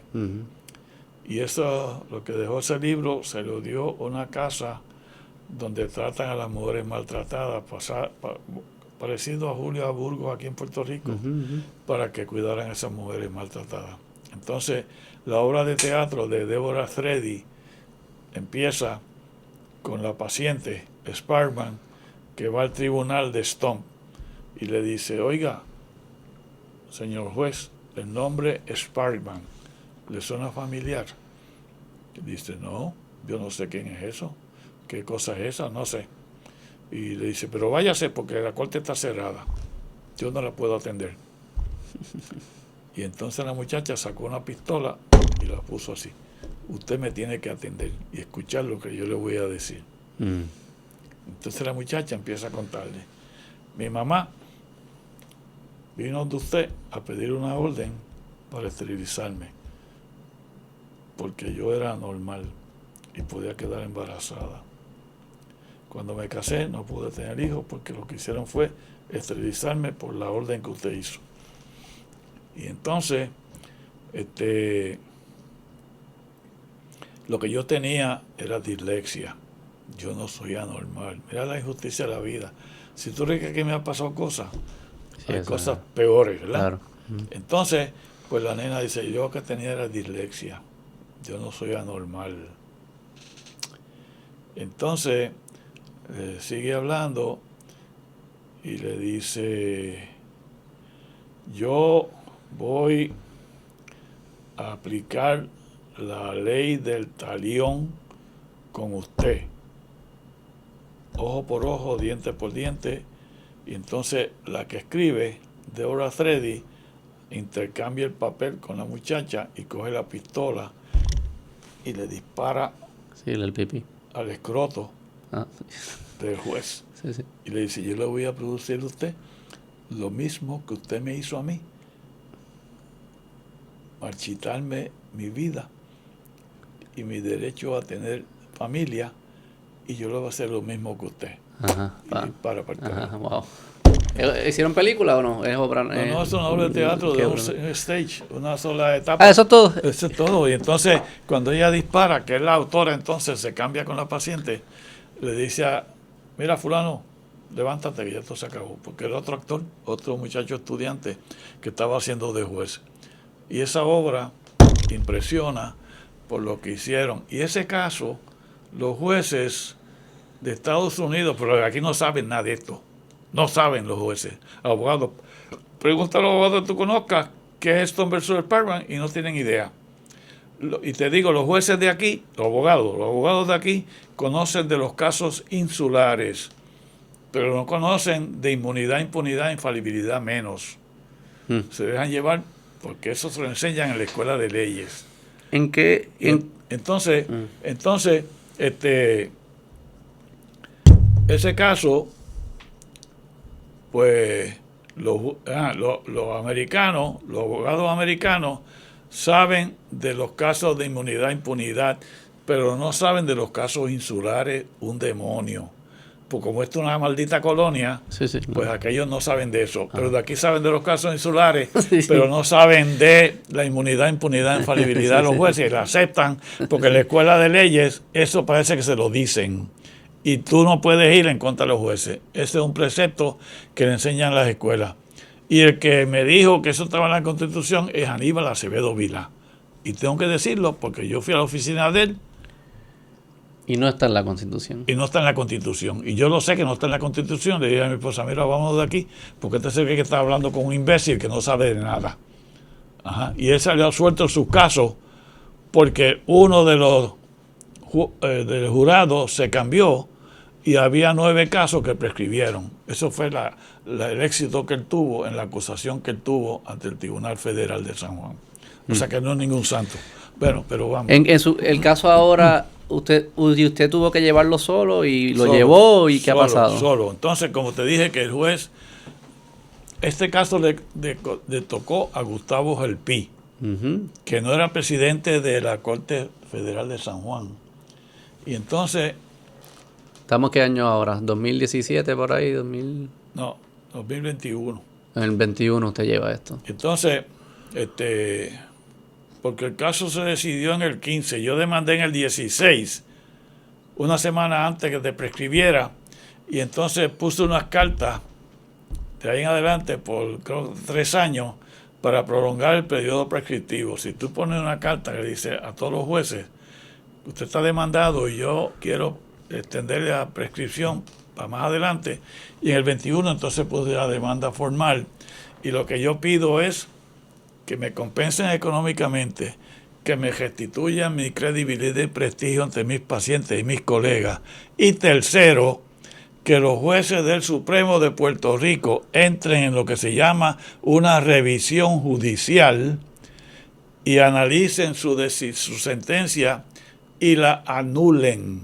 Yo no estoy pidiendo que el Tribunal Federal revoque al Supremo de Puerto Rico, aunque lo pueden hacer, pero en mi demanda yo hago lo que se llama un preempting, descarto eso, porque yo no estoy pidiendo que revoquen, los federales revoquen al Supremo de Puerto Rico. Y hay un caso, se llama Rooker-Feldman, y pregunto a un abogado qué demonios es eso, y tampoco saben. Rooker-Feldman es un caso que dice, la doctrina de Rooker-Feldman, que si un ciudadano pierde un caso en el Tribunal Supremo del Estado, y Puerto Rico para eso se comporta como un Estado, pues no puede ir a la Corte Federal para revocar esa decisión. Pero yo sabía eso y lo puse. Yo no estoy pidiendo Rooker-Feldman. Y entonces tampoco estoy pidiendo, no pueden hacer committee. Committee es que la Corte Federal, por deferencia a los jueces del Supremo, dice, no, yo no te voy a llevar un caso en contra tuyo porque tú eres mi panita y mi amiguito y no te voy a llevar. Committee. Pero yo también hice un preempting de eso en mi demanda del 21, le digo, no, committee tampoco está porque ustedes son los demandados. ¿Y eso fuiste tú solo? ¿Ah? ¿Te estaba ayudando alguien behind the scenes o eso era tú solo? No, yo solo. Bueno, ¿Tú tuviste que educarte en todas estas cosas? Leyes, yo soy un abogado ahora que estoy listo para coger la reválida federal. Ah, ¿verdad? Primero que la de aquí. ¿Fuiste a estudiar, estudiaste derecho o te autodidacta? No, yo leyendo solo, yo, internet. En internet está todo lo que tú quieres saber, papá. Sí, yo lo sé, pero... Internet. Bueno, entonces, tú dijiste por encima. Me tiré ahí, me tocó Gustavo Gelpi. Gustavo Gelpi a la semana me manda una carta voluminosa, así en un sobre, cómo se conducen sus casos en su sala. Al juez no se le puede hablar. Tiene que ser por mociones. Siguen siendo los dioses. Dioses. Usted puede ir con un magistrado y el caso se resuelve más rápido, más ligero. Fenómeno. Y me dice otras cosas más. Pues yo archivé la carta. Fenómeno. Entonces, a la semana me manda otra carta que me dice, I recuse myself from this case. I would prefer this case to be assigned randomly to another judge. Gustavo Gelpi. Yo no sé por qué él hizo eso, pero después averigüé.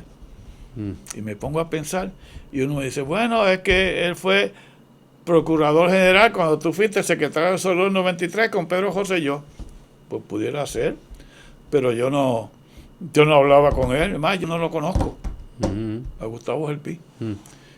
Pero un día, hace como un año atrás, hubo una conferencia en el Colegio de Abogados y yo fui, y estaban los dos, Gustavo Gelpi y Jay García Gregory, el que le tocó el caso después, en la tómbola. Y entonces, pues ahí él dijo que en su sala él no ve casos pro se. Y eso está mal de él. Eso es discriminatorio porque en la Corte Federal de aquí, en el Boston, al apelativo, y en el Supremo, se cogen casos pro se. Y si la Corte donde él está coge casos pro se, él no puede cerrar la sala para casos pro se. Eso es discriminatorio. Y él no tiene tal poder. Nunca lo ha tenido. Ni lo debe tener. Y más te voy a decir más, que Torruella estuviera en Boston y que ahora está Gustavo Gelpi, eso es malo para Puerto Rico. Y malo para los ciudadanos de Puerto Rico. Porque lo que hacen ahí es que protegen a los jueces de aquí. Y eso pasó en el caso mío. Porque el caso mío, yo fui a Boston y Boston favoreció lo que hizo Jay García Gregory aquí, que era subalterno de Gustavo Gelpi aquí. Aunque yo pedí que se recusara, pero ¿qué evidencia yo no tengo que ellos se hablaron entre bastidores? Y él dice, mira, protégeme a este que era mi discípulo allá, era mi subalterno en San Juan. Eso no puede ser, eso no puede ser. Y Torruella dijo que los casos insulares había que acabarlos, pero no elegirla. Tiene que ser que legislen o un ciudadano vaya a pedir que bojen los casos insulares. Y yo no sé cómo van a resolver. Y Gustavo Gelpi debe estar en otro de los 13 tribunales de justicia que hay en Estados Unidos. Hay otros jueces de Puerto Rico en otros tribunales de justicia de Estados Unidos, pero no en el de Boston, porque el de Boston vamos nosotros directamente y nos va a fallar en contra a todos los ciudadanos. Bueno, eso te lo digo con una nota al calce. Sí, sí. Y a mí no me gusta que Gustavo Gelpi esté allí representando a nada de Puerto Rico. Pero a nadie le importa. Ni va a cambiar. Entonces, bueno, ahora, y te lo puedo decir también porque, bueno, entonces pues yo fui a ese tribunal y J. García Gregory lo primero que hizo fue sacar al americano. Falló a favor del americano con prejuicio. Quiere decir que se acabó el caso. Yo fui al apelativo, en este caso sí, con un abogado, porque era contra otro médico. Y como un infeliz médico, pues van ciegos con el juez, no quiso ir ese. Y me cobraba $200 la hora. Fuimos a Boston y Boston dijo, siéntense a negociar.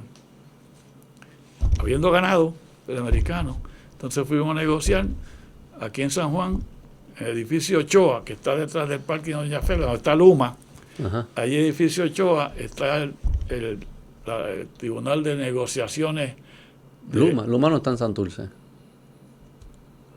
Allí hay una oficina ¿Habrá algo allí? de algo, sí, yo no sé. Bueno, pero la cuestión es que ahí, yo fui allí con este abogado y llegamos a un acuerdo que el americano me tuvo que pagar una suma que es confidencial para salirse del caso. Okay. Y entonces, pues me pagó una cantidad, pero es menor que la de 170,000 que yo tuve que pagarle a Triple S. Todavía estoy perdiendo un rollo de chavo. Y se salió del caso. Y eso lo que demuestra es que que J. García Gregory tiene prejuicio en contra mía.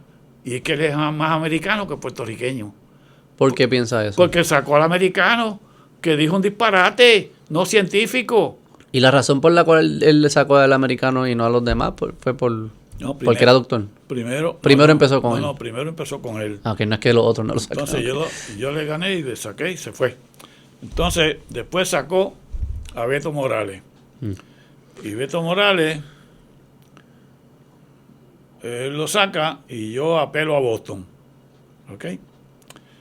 Y después sacó a los otros 6 jueces que quedaban. A Beto Morales lo representaba su hijo, que es abogado. Okay.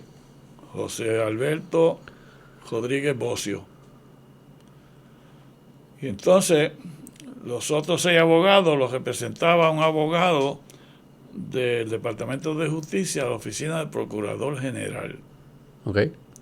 Entonces, pues después J. García Gregory sacó a los otros 6 y en una parte dicen que tienen inmunidad, impunidad e infalibilidad y son los dioses y que se aplica a Rutherford-Feldman.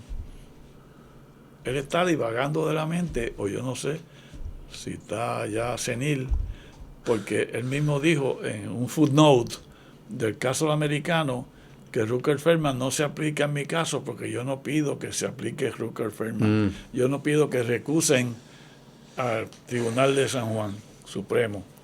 Y entonces dice que se aplica a Rutherford-Feldman. Yo apelo a Boston también. Y Boston pues tardó un montón de tiempo y finalmente dicen con una sola palabra, affirm, que ellos afirman lo que hizo J. García Gregory en San Juan y se acabó la vaina. Y ya. O sea que el caso ahora sí que... No, espérate. No, okay. No, entonces yo voy al Supremo de Estados Unidos. Yo solito. Ok. Y entonces escribí un documento que lo tengo aquí. Ajá. Pero que se llama un writ of certiorari. Writ, W-R-I-T. Writ of certiorari. Y si le pregunta al abogado de Puerto Rico, porque esto me lo dijo otro abogado, me dice 99.9% de los abogados de Puerto Rico nunca han llevado un caso a Washington. Nunca. y no saben que un caso de certiorari a Washington empieza con una pregunta. Y la pregunta que yo hago, yo creo que nunca la han contestado. Porque si es novel, ellos deben coger el caso.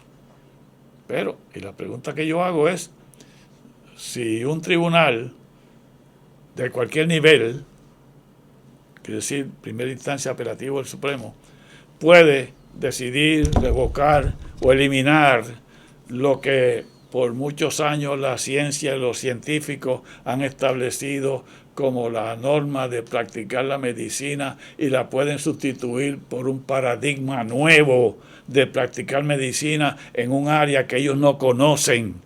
Si ellos pueden hacer eso, y eso yo creo, yo no soy abogado, pero yo creo que eso nunca se ha contestado, y debieron coger el caso mío, pero me dijeron que no. Entonces yo tengo tengo un derecho a una reconsideración que se llama Petition of Rehearing. Y entonces yo escribo Rehearing también. Y lo escribí, y está muy bien, y bien emotivo, porque yo le digo, ustedes, yo no sé a qué nivel se rechazó mi caso, si es los legal clerks, los magistrados o los jueces, pues supone que 4 jueces del Supremo estén de acuerdo a aceptar un caso, entonces lo cogen. Yo digo, yo no sé a qué nivel se rechazó, pero lo cierto es que lo rechazaron. Y yo lo único que puedo hacer, porque ellos lo rechazan con una oración, su caso ha sido denegado. No hay razón, no te dicen. No me dicen la razón tampoco, pues son los dioses, no opinan. Entonces, pues, yo no sé a qué nivel se denegó, pero es más fácil para ustedes sacrificar a un colonizado y no lidiar con los jueces del Tribunal Supremo de la colonia de Puerto Rico. Ustedes no quieren trabajar con eso. Y mejor sacrifica a un colonizado que no tiene ni abogado y lo echamos a desperdicio. Volvemos. Pues, entonces está entonces, la reconsideración. ¿Y le contestaron la reconsideración o todavía? La reconsideración está bien bonita. Está emotiva. Y hay una parte que te voy a contar para que lo busques. Hay una película que se llama Amistad. ¿Tú sabes esa película? Nunca la he visto, pero me acuerdo de la de los esclavos, ¿no? Sí. Sí. Ok. Esa película, yo la cito ahí. Ok. Le digo, mira, y yo escribí un artículo que los americanos tienen originalidad, porque los ingleses, que en mi librito mental es el imperio más horrible que ha existido en la tierra, y se murió Isabel II y todos los muertos son buenos, pero ella tenía un dominio de un planeta que era para los ingleses. Ellos cogieron a Jodesia y le llevaron todos los diamantes. Fundaron en África Sierra Leona, y los americanos al ladito fundaron Liberia. Y Liberia, la capital es Monrovia, por el presidente James Monroe, que era el presidente en ese momento en Estados Unidos. Y las 2 colonias en África eran para mandar los negros de Inglaterra para allá y los negros americanos para allá, para acá, ¿verdad? Entonces, pues,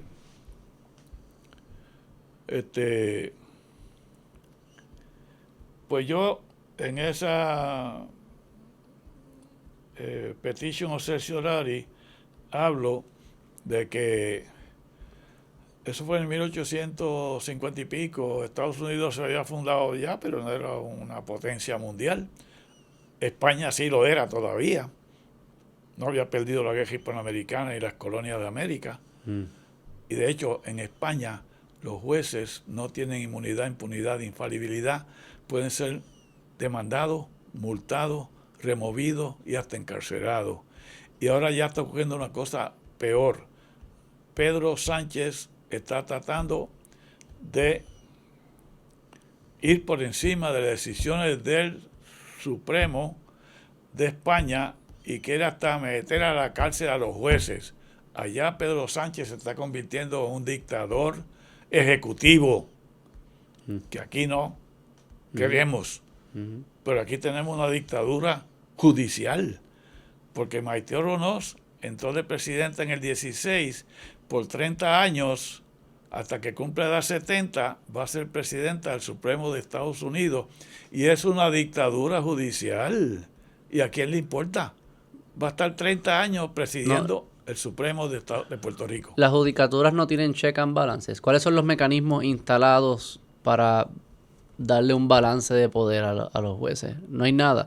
Sé que está el mecanismo que usted está intentando, no, parece que no está funcionando. No hay más nada de un mecanismo que limite el poder judicial. Proceso. Ahora mismo, si no pasa, ahora mismo no existe nada. No hay mecanismos que ellos estén midiendo, verificando, evaluando a los jueces, sacando, entrando. No, tienen que escucharme a mí. Y ya lo tengo a él programado, porque yo lo visité y me dice, le mandé un correo electrónico hace una semana, me dice, sí, lo tengo pendiente para enero, cuando se vuelvan a reunir la Cámara. Porque yo dije, yo quiero comparecer ante el Comité de los Jurídicos en Pleno, que hay populares, PNP, de PIP y de los otros partidos chiquitos, también hay. Y yo los voy a convencer que la única forma que tienen los populares de cambiar la composición del Tribunal Supremo de Puerto Rico es residencial a los 5 jueces que quedan, o a los 7, aunque se hayan retirado, pero es una mancha en su plan de trabajo, en su experiencia. Y tienen que sacar a la presidenta, que está por 30 años, a Feliberti y el Koltov, que son PNP. Tú sacrificas 2 PNP y un popular, y entonces va a ir a presidir uno de los PNP, la Cámara de Representantes, y tú puedes nombrar, si ganan la otra vez, si no ganan nunca en la vida, puedes nombrar a 4 populares y nivelas la composición del tribunal. En Estados Unidos, Biden, pero eso suena como no creo que el resultado vaya a ser muy bueno, porque es como una estrategia política, o que va a ser política, y la corte se quedaría política. No me parece un mecanismo sostenible que continuamente nos esté asegurando de que los jueces supremos y en todas las otras áreas sí sean personas que están llevando el juicio, o sea, las cosas de forma justa. Ok, eso es temporero. Sí. Pero Biden quiere subir 4 jueces para nivelar a aquellos que ya son conservadores. Por eso, pero a mí no me gustan esos juegos, porque eso es como un espiral que nunca va a terminar. Digo, me preguntan cada rato, porque yo estoy en un listado ahí de los políticos americanos, y digo, no, tienen que hacer, pero ya yo lo escribí también, te voy a mandar a tu correo electrónico. Sí, me lo envía. Lo que yo escribí. Hay que despolitizar el sistema judicial de esta maldita colonia y de Estados Unidos. ¿Y cómo se despolitiza? ¿Cómo se hace? Cambiando el mecanismo de escoger a los jueces. ¿Cómo sería? ¿Cuál sería el mecanismo? Aquí tiene que haber una forma de que no es el gobernador que los selecciona y los manda para el Senado para que lo confirme, y el presidente para el Senado, porque allá siempre han nombrado del partido en el poder. Nunca el demócrata o un republicano, nunca en la vida. Y aquí nunca el popular va a nombrar un PNP o viceversa. Y hay que buscar una forma de que haya un comité, y hay que buscar otros países, no Estados Unidos. ¿Cómo lo hacen otros países? Perú tiene un sistema que tiene una junta de ciudadanos que escogen a los candidatos a ser jueces, los educan para que sepan ser jueces, no como Maite Oronoz, que salió de asistente de la alcaldesa de San Juan a ser Supremo, a ser miembro del Supremo sin ninguna experiencia. Les educan a ser jueces en España. Y entonces, cuando hay un puesto, le dan una terna al gobernador para que escoja de eso, y puede ser un libre pensador, un independentista. Aquí nunca han nombrado un independentista, tan como me fuego los independentistas de este país, todo el mundo. Y eso hay que cambiarlo, y hay que mirar a otros países. Y yo lo escribía, está puesto ahí. Y peor todavía, yo tengo otro artículo, te voy a enviar si te interesa este tema, de que hay que hacer lo que se llama un gran jurado civil. Como está el gran jurado federal, yo no concibo que 9 jueces del Supremo o de Puerto Rico tengan un dominio total sobre la hacienda y la vida de un solo ciudadano. Aquellos bandidos, otros días le pidieron de Texas que le perdonara la vida a un reo, y dijo, no, cocínenlo. Ajá, eso no puede ser así. No puede ser. Y entonces aquí no hay pena de muerte, pero aquí te maltratan y no pasa nada. Como me han tratado a mí, me han maltratado a mí y no tengo recursos para corregir eso. Y ese jurado, como el gran jurado federal, que son 6 o 12 tipos que los escogen secretamente y el fiscal le lleva la información, interceptamos el teléfono, que no se puede hacer aquí, y un montón de cosas, y acúsame a ellos deciden si lo acusan o no. Y el gran jurado civil sería un grupo de 25 o 27 ciudadanos de este país, de cualquier profesión, o un viejo con muchos años de vida, que no ha estudiado nada, para que sean los que decidan los casos controversiales del Supremo de este maldito país. Y van por encima del Supremo. Y hay que saber la historia de cómo se instaló la Corte de Estados Unidos. ¿Algún país que haga eso, lo del gran jurado civil? ¿Hay países que hacen eso? No, eso sería avanzada aquí, pero no somos cobardes. Y no vamos a hacer nada. Bueno, entonces vamos al el caso. La reconsideración, ¿ya le han contestado o no le han contestado? Me contestaron el 25 de agosto con una sola frase que dice que su reconsideración fue denegada. Ok, otra vez. Entonces, pues ya no tengo. Ya no hay más balas. Se acabó. Ahora ¿y qué va a pasar ahora? Lo que me queda es el Tribunal Celestial. Cuando me muera, no hay más nada. ¿Y usted qué va a hacer para seguir, quizás no específico ese caso, pero esta campaña o traer esto a la luz? ¿Qué piensa? Como que seguir escribiendo libros, salir en los medios y... Este libro que... Del Estado al banquillo de los acusados. Sí. ¿Dónde se consigue? ¿Cualquier librería? ¿Está en internet? Sí, está. Mejor la librería es... Pues puede estar en Norberto González en el Plaza, pero mejor y más fácil, sin parquearte, en la avenida... Dios mío. No importa que lo busquen. No, espérate. ¿No está en Amazon? Sí, espérate, dame acá el libro. Está en la avenida...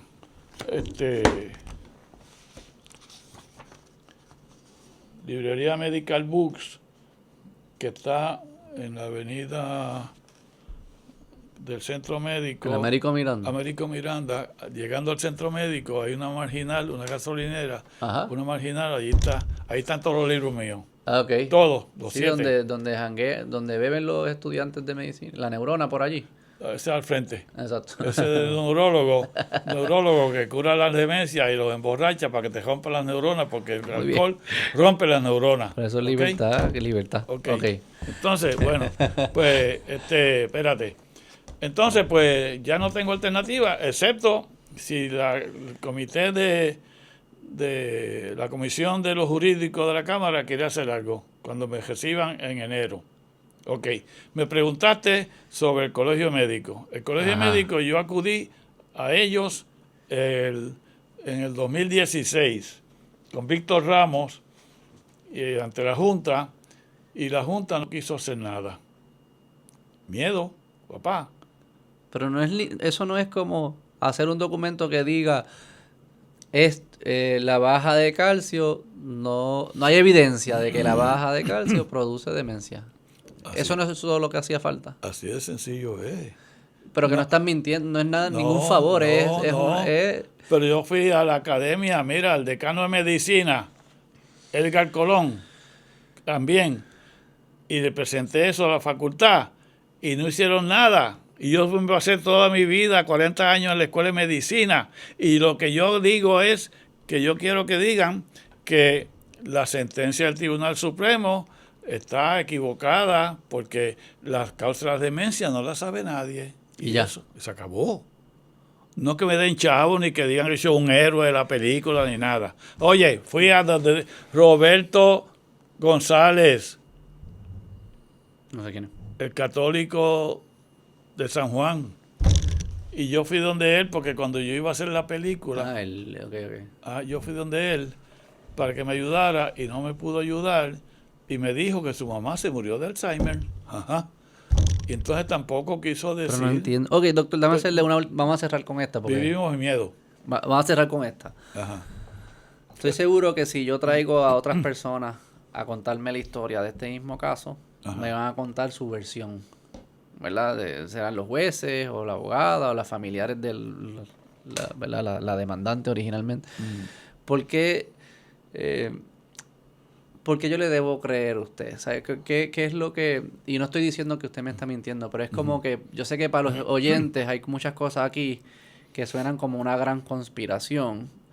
Y es raro para nosotros escucharlo porque vivimos desde un lado que confiábamos, confiamos en estas instituciones, reconociendo que en ocasiones fallan y pasan, pero al nivel que ha sucedido aquí, donde hay pues, ¿verdad? Distintos tribunales, jueces, exgobernadores diciendo algunas cosas como lo de la Constitución,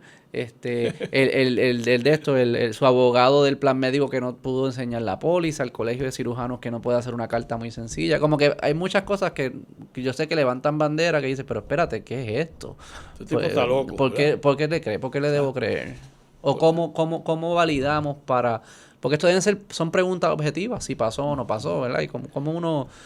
Pues creo que es una pregunta, yo sé que es personal y espero que no la tome, no la estoy atacando, pero creo que también está el core de lo que estamos discutiendo, es cómo, y en el mundo donde hay mucha información, cómo nosotros empezamos a aprender a descifrar y discernir qué es cierto y qué es falso. Eso es bien difícil. Sí, entonces cómo eso ustedes... lo trajo Trumpito, trajo sí, eso. Fake news. El internet te mete mucho embuste. está todo lo que se le ha ocurrido a alguien en la mente está en el internet. Algunas cosas ciertas, algunas cosas falsas. Pero ¿cómo el que te escucha, por qué te debe creer? Bueno, pero para eso es que está la ciencia. O sea, que busquen estudios si si reducción de calcio causa demencia. Búsquenlo. A ver, y si lo encuentran, nos los envían. Ajá, busca de eso. Así de sencillo. Así de sencillo. Y lo que yo te he dicho es la ciencia, lo que existe.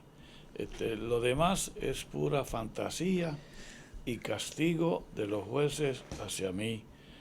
Puede decir que yo estoy loco y que veo que me están atacando los monstruos y los fantasmas. Puedes decir eso también, pero eso no es la realidad. Yo estoy bien cuerdo. Sí, se acuerdan los nombres y las fechas. Yo sé lo que estoy haciendo. No tengo demencia y me estoy defendiendo de una acusación que es científicamente imposible. Y entonces, lo que yo creo que yo quería evitar es una confrontación entre la academia y la judicatura en un tema que ellos no saben. Ellos no saben de esto.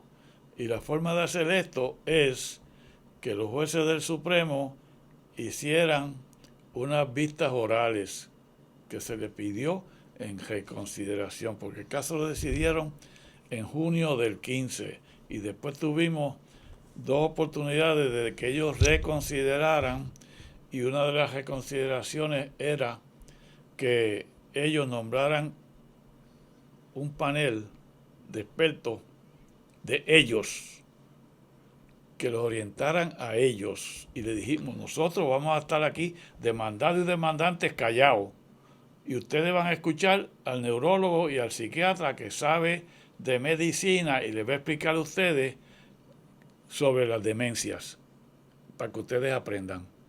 Y no quisieron hacer eso. Por eso yo creo que es un castigo hacia mí y joderme. Eso es todo.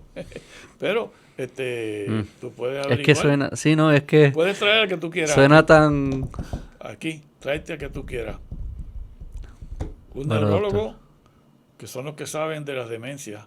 Sí, yo no lo dudo. Es que No, sí. Estoy en shock de que estas cosas pasen. Bueno, pues, y yo Y también. que pasen tantas personas. Y yo también. Sí, no lo dudo. Por eso la pregunta es si un tribunal de cualquier nivel puede revocar, sepultar todos los conocimientos científicos que los médicos y los científicos han acumulado a través de los años, de cómo se practica. Como está diseñado nuestro sistema, los jueces lo que usted dice, los jueces tienen la última palabra. O sea, que lo que ellos, lo que es cierto es lo que ellos digan, casi como estamos viviendo, cuando sabemos que no es real. O sea, si ellos dicen que el calcio causa demencia, no, por esa razón el calcio no causa demencia. Es una pregunta científica, si causa o no causa.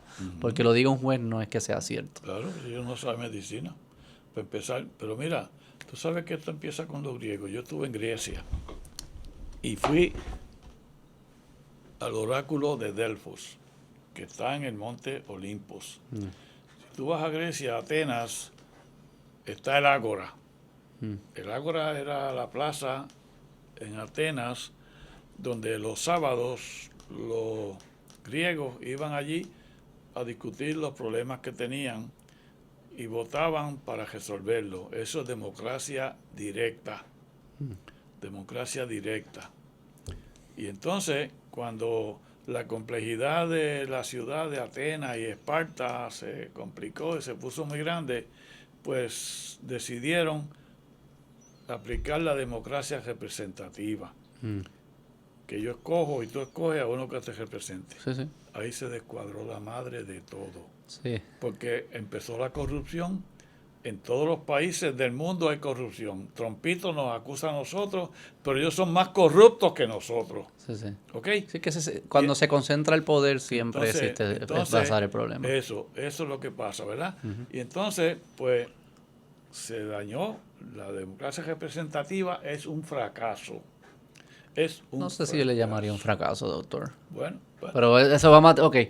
Dijimos que el año que viene vamos a vernos varias veces. Ok, pero espérate una hacemos? cosa. Te voy a decir otra cosa. Dale, vamos a cerrar con esto, Sí, que sí. se tiene que ir el... Está bien, ok. Pues vamos a cerrar aquí. No, dime eso último y nos vamos. Pero yo escribí eso en el artículo que te digo, que vamos a regresar a la democracia representativa con ese panel de fiscales independientes, como es la Corte Federal, donde volveremos más o menos a la democracia representativa, donde 25 individuos decidan los casos bien difíciles y controversiales que el Supremo del país no sabe resolver. Este sería un caso para eso. Ok. ¿Ves? Déjame llevarme eso, reflexionamos y hablamos sobre eso. Ok, muy bien. Pero gracias por venir. Sí. ¿La pasó bien? Sí, bien. ¿Se sintió cómodo? Sí, yo no tengo problemas con esto. Yo he estado en un montón de sitios. Usted ha vivido. No, yo seguiría, pero es que Está bien. tenemos otros compromisos. Pues nada, Feliz Navidad. el año que viene seguimos bregando con esto.